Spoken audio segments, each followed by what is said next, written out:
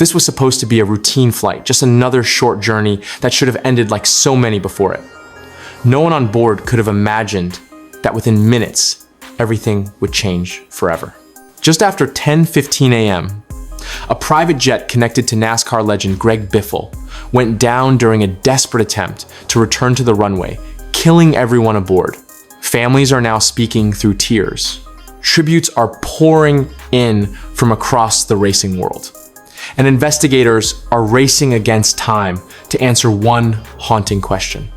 What went wrong in those final moments? Today, we will also talk about Greg Biffle's farewell, his funeral, and his burial. What began as a calm Thursday morning at Statesville Regional Airport quickly turned into a scene of devastation that witnesses say they will never forget.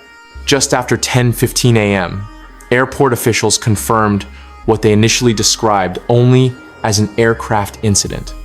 Within minutes, emergency vehicles flooded the runway. Smoke rose into the sky, visible from a distance, and behind yellow tape, stunned onlookers slowly realized this was not a minor emergency.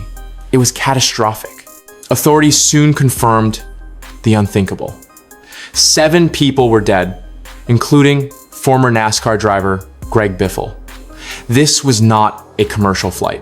It was a private Cessna C550, tail number N257BW, registered to GB Aviation Leasing, a company owned by Biffle himself. The aircraft had departed Statesville and was en route to Sarasota-Bradenton International Airport in Florida, a trip Greg had made before without incident.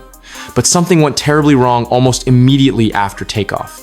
According to flight path data later shared by Chief Meteorologist Brad Panovich, the jet did not continue on its planned route. Moments after lifting off, it abruptly turned back, circling as if the pilots knew they were in serious trouble.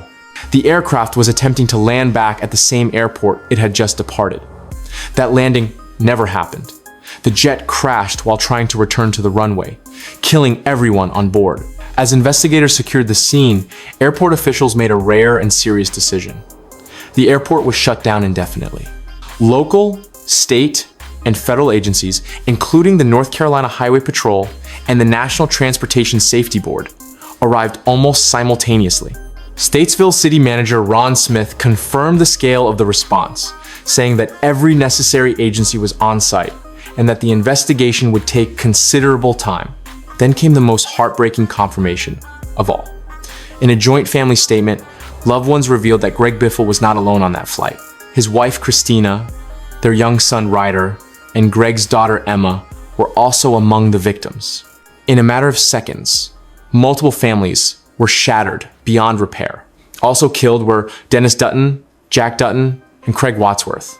People connected to Greg not just through business, but through years of trust, loyalty, and friendship. The family statement described devastation beyond words. As the racing world absorbed the news, tributes began pouring in almost instantly. NASCAR veterans, team members, and fans shared memories of Greg, not just as a fierce competitor, but as a man known for generosity, humility, and quiet leadership away from the spotlight. One tribute stood out in particular. Garrett Mitchell, widely known as Cletus McFarland, revealed that the family had been flying to Florida to visit him. Their friendship had grown through disaster relief efforts. When Greg Biffle organized flights to deliver supplies to victims of Hurricane Helene in western North Carolina. Racing may have brought them together, but compassion and service solidified their bond. Former NASCAR driver Kenny Wallace also shared a tribute, posting a photo of Craig Wadsworth. Craig had driven Wallace's motorhome for 6 years before becoming Greg Biffle's trusted assistant. These were not random passengers. Every person on that plane was deeply woven into Greg's personal and professional life. Despite the flood of grief and remembrance, one critical question remained unanswered. Officials confirmed the aircraft, the route, and the timeline, but not the cause. What happened inside that cockpit in the final moments remains unknown. As investigators prepared to analyze the data, one chilling question lingered. What forced that plane to turn back? And why did it fail to reach the runway? As shock slowly gave way to scrutiny, investigators focused on flight data. Within hours, an animation of the jet's final moments was shared publicly. It confirmed what many feared. This was not a prolonged emergency. The crisis unfolded almost immediately after takeoff. The Cessna lifted off, began its climb, and then abruptly veered off course. Seconds turned into minutes as the jet looped back toward the airport. In aviation, such a decision signals a serious threat. Pilots only attempt an immediate return when continuing forward is more dangerous than turning back. Early reports showed no severe weather, no extreme winds, and no visibility issues.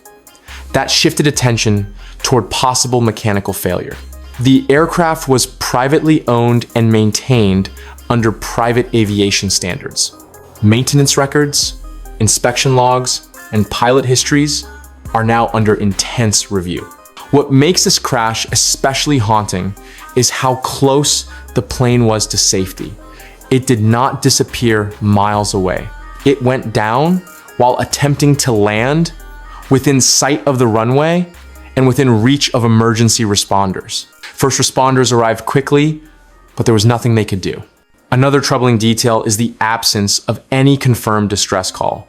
So far, no public Mayday transmission has been verified.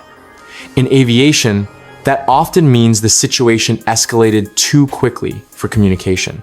Either the pilots were overwhelmed by a sudden failure, or the emergency unfolded faster than words could be spoken. As investigators continue reconstructing the wreckage, one painful truth has become clear. This flight was personal. Greg Biffle and his family were traveling together, planning time with someone they trusted and cared about deeply. They were flying not for business, but for connection. In recent years, Greg had stepped away from the racing spotlight. He focused on family, aviation, and helping others. During Hurricane Helene, he quietly organized relief flights, delivering supplies without seeking recognition. Friends say that spirit defined who he truly was. Greg was private and selective about his inner circle. Once you were part of it, you were family. On this flight, family was everything. His wife, Christina, his son, Ryder, and his daughter, Emma, were together on what should have been a simple journey. As the days pass, the National Transportation Safety Board continues its work, emphasizing patience. Aviation investigations are slow by necessity. Engines, instruments, and control systems are examined piece by piece. Answers will come, but not quickly. As attention shifts from the crash to remembrance, one thing is certain. Greg Biffle's life cannot be defined by a single tragic moment. To fans, he was a respected NASCAR driver who competed fearlessly. Off the track, he was a devoted father, husband, and friend. As for Greg Biffle's farewell, funeral, and burial, many are asking for details. At this time, no official announcement has been made. The family has chosen privacy, and no dates or arrangements have been publicly shared. What remains is memory. Memory of a man who lived fast on the track, but loved deeply in life. Memory of a family taken too soon. And memory of a flight that was meant to end in reunion, not loss. Until official details are released, the world waits, holding on to one truth above all else. Greg Biffle's legacy will be remembered not by how he died, but by how he lived and who he loved.